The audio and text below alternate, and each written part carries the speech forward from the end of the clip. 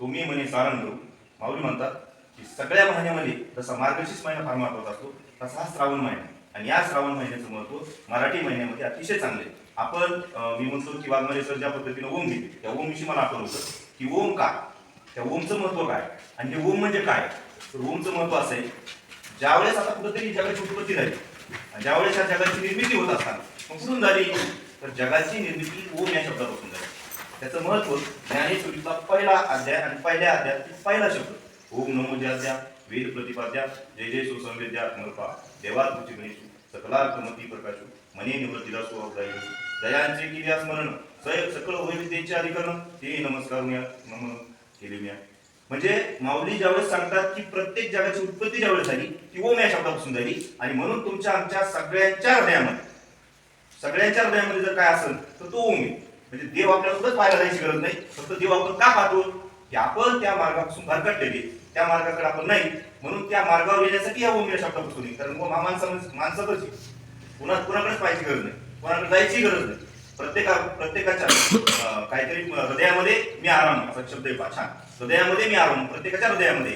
फक्त त्याची काय झाली पाहिजे, इम्प्रूव्ह झाला पाहिजे. कशा पद्धतीने, जसं एखादं वाक्य ज्यावेळेस आपण त्याचा आत्मसात करतो, त्याचा अनुकरण करतो, आचरण करतो, त्यावेळेस ती इम्प्रूव्ह होत असते. तसं हा देव सुद्धा ही संकल्पना स्वतःच्या शरीरामध्येच इम्प्रूव्ह होत असते, फक्त ती आपल्याला माहित नाही. काखेत पळसा गावाला वळसा आहे, एखादी गोष्ट आपल्याला माहित नाही फक्त की ती आपल्यामध्ये आहे, आणि ही माहिती करून घेण्यासाठी आपल्याला तीर्थक्षेत्रात जायचं. ती माहिती करून घेण्यासाठी रोज सकाळी उठायचं, ज्ञानेश्वरी वाचायची, रोज सकाळी उठायचं, मंदिरात दर्शन घ्यायला जायचं. हे सगळं कशासाठी आहे, तर तिथं गेल्यानंतर किमान माझ्या लक्षात येतं की कुठेतरी देव नावाची संकल्पना आहे, आणि देव नावाची संकल्पना जर मी आत्मसात केली तर मग ते काय असतं. मंदिरात गेल्यानंतर तिथे गेल्यानंतर तुम्हाला वेगळे विचार येत नाही, काहीतरी चांगले विचार त्याच्यामध्ये येतात. म्हणून ही संकल्पना विकसित करण्यासाठी आपले सगळे धर्मातले सगळे सण येतात. 12 महिन्याच्या सगळ्या सणांचं फार मोठं महत्व आहे, प्रत्येक सणाला महत्व आहे, आणि त्या सणापैकी एक पवित्र असा असणारा 12 महिन्याचा हा पवित्र सण आहे. एवढ्या महिन्यामध्ये मी म्हणतो की सगळ्यांनी, तसं तर कोणाच्याच घरी घेतलं जात नाही, मांसाहार हा या महिन्यामध्ये कोणाच्याच घरी नसतो. आणि जर या महिन्यात असणच कदाचित, तर आता आजच्या दिवसापुरता, या महिन्यापुरता किमान तुम्ही या गताहारी अंशापर्यंत, गताहार जो होता तो त्याचा आपण काय करायचं, थोडंसं एवढ्या महिन्यापुरता आपण काळजीपूर्वक, सगळ्यांनी काळजीपूर्वक त्याच्यानंतर समजून सांगायचे की ही गताहारी अंश नसून ही गताहारी अंश आहे. आणि एवढ्या महिन्यापुरतं आपण शुद्ध शाकाहारी जेवण आपण केलं पाहिजे, शुद्ध शाकाहारी आहार आपण घेतला पाहिजे. सगळं काही जे असेल त्या आहारावर अवलंबून, सगळं जेवढं काही घडतं ना सगळं आहारावर अवलंबून. माणूस हा आहाराशिवाय वेगळा कधीच नसतो, आहारानंच माणूस घडत असतो.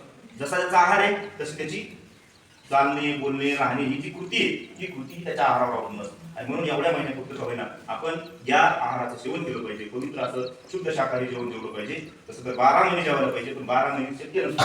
बऱ्याचशा घरामध्ये इतर सगळे घटक समाविष्ट केलेले असतात, आपण कुणावर बंधनं ठेवू शकत नाही, आणि म्हणून कदाचित 12 महिने सोडून द्या, किमान एवढ्या महिन्यापुरतं आजच्या दिवसापासून, म्हणजे सोमवार या दिवसामध्ये की आपण कुठल्या तरी एखाद्या चांगल्या विधात्या, चांगल्या असणाऱ्या एखाद्या शक्तीचं आपण स्मरण केलं पाहिजे. आणि त्या शक्तीचं जर स्मरण आपण केलं तर आजच्या दिवसापासून आपण काहीतरी चांगलं आत्मसात केलं असं म्हणायला काही हरकत नाही. जास्त काही वेळ घेणार नाही, कारण बोलण्याच्या बाबतीत बराच वेळ होत जातो. त्याच्यामुळं आजच्या दिवसात आपण एवढंच करू, किमान एवढ्या महिन्यामध्ये आपण मांसाहार सेवन करणार नाही, किमान एवढ्या महिन्यामध्ये आपण अशुद्ध अन्न खाणार नाही, एवढ्या महिन्यामध्ये अशुद्ध विचार आपल्या डोक्यात येणार नाही, एवढ्या महिन्यामध्ये किमान आपण एखाद्या जरी नसताना 12 महिना करू. आणि देव हा काही मंदिरात जावा आहे नाही, देव जर आपल्या प्रत्येकाच्या घरामध्ये देवावर आहे, देवाचं घर आहे, तिथं जरी तुम्ही 2 मिनिटं स्तब्ध राहिले, ओम या शब्दाचा त्या ठिकाणी उच्चारण केलं नाही, हेही नाही जमलं, किमान आपले सगळे जे जेवढे काही पुस्तकं हे पवित्र ग्रंथच येते, हे सगळे पवित्र ग्रंथ आहे, त्याचा किमान 1 तास जर अभ्यास केला तर त्याचंही आचरण आपल्या जीवनात होऊ शकतं. त्याचाही एक संकल्प आपण करू शकतो की या पुस्तकाच्या माध्यमातून सुद्धा त्याचा फायदाही होणार, आपण अभ्यासाचा फायदाही होणार, रोजच्या दैनंदिन जीवनामध्ये आपण त्याचा अभ्यासाचाही फायदा होणार, आणि आपला संकल्पपूर्ती होणार. म्हणून आपण आजच्या दिवसापासून ठरवू की जे कोणी अभ्यास करतात त्याच्यासाठी ठीक आहे, सगळे करते त्यांचं खूप मनापासून अभिनंदन, त्यांचं कौतुक. पण जे कोणी करत नाही, मला वाटतं आजच्या ह्या श्रावण सोमवारापासून किमान आपण 1 तास आपण प्रामाणिकपणे अभ्यास करू, चांगल्या पद्धतीचे विचार आत्मसात करू. ज्याला शक्य होत असं त्यांनी किमान आपल्या गावातल्या जे काही तुम्ही ज्या देवाला म्हणत असता, तुम्ही ज्या देवाला, देव कोणताही वाईट नाही, देव कोणताही वेगळा नाही, जशी परिस्थिती निर्माण झाली, जसं समाजामध्ये अधिष्ठान निर्माण झालं, तसं देवानी सुद्धा स्वतःचं अधिष्ठान निर्माण केलं प्रत्येक ठिकाणी. आता जर म्हणले तुकोबराय व्हा, शक्य नाही तुकोबराय व्हा. जे काळ आता जर म्हणले धर्मराजा व्हा, धर्मराजा म्हणून सुद्धा शक्य नाही, कारण ह्या सगळ्या गोष्टी त्या परिस्थितीनं रूप झालेल्या आहेत. आता जर तुकाराम महाराज व्हायला गेले तर संसार वाढ त्या सगळ्या गोष्टी आता तर शक्य नाही. त्या तुकोबाराच्या काळामध्ये तो काळ वेगळा होता. आता जर तुम्ही म्हणजे प्रभू श्रीराम व्हायचं मला नाही, शक्य नाही. हे सगळ्या गोष्टी कंदमुळं खाऊन आपल्या जन्मामध्ये राहू शकत नाही. कंदमुळं खाऊन हे प्रभू श्रीरामचंद्रांनी त्या काळामध्ये शोधलं. आता आपलं ते सगळं शक्य नाही. आता आपल्याला काय शक्य आहे, तर जे शक्य आहे तेच करायचं. शक्य जर नसेल तर विनाकारण, मला वाटतं ज्ञानेश्वरीमध्ये छान वाक्य आलेले, भोगातेन कुळी माऊली सांगतात, भोगातेन कुळी शोकातेन गंडी आहे दयाच्या भाजी तैसाच्या. माऊली कधीच म्हणले नाही की तू उठ सकाळी देवपूजा कर आणि मंदिरात जाय, जप करीत बस, धर्म करीत बस किंवा रोज माझं भजनच कर, असं कधीच म्हणले नाही. माऊली छान सांगितलं की आहे दयाच्या भाजी तैसाच्या. विद्यार्थी असला विद्यार्थी म्हणूनच जगणं, विद्यार्थी म्हणून जग. विद्यार्थी दशेमध्ये जे काही त्याला आत्मसात करायचे तेच कर. तू शिक्षक आहे का, शिक्षकासारखं काहीच नाही. शेतकरी आहेस का, शेतकऱ्यासारखं. अजिबात कोणत्याही तीर्थाला जाऊ नको, कोणत्याही देवालयात तू जाऊ नको, कोणत्याही तीर्थाची भेट घेऊ नको, कोणत्याही देवाकडे तू जाऊ नको. त्याची तुला गरजही नाही. आहे जयाच्या भाटी तैसाच्या. तू जसा आहेस ना तसाच राह, फक्त त्या धर्माला अनुसरून राहा. जे धर्म विद्यार्थी दशा आहे ना, विद्यार्थी दशेमध्ये ना, विद्यार्थी दशेमध्ये ज्या पद्धतीने राहो त्या पद्धतीने तू राह.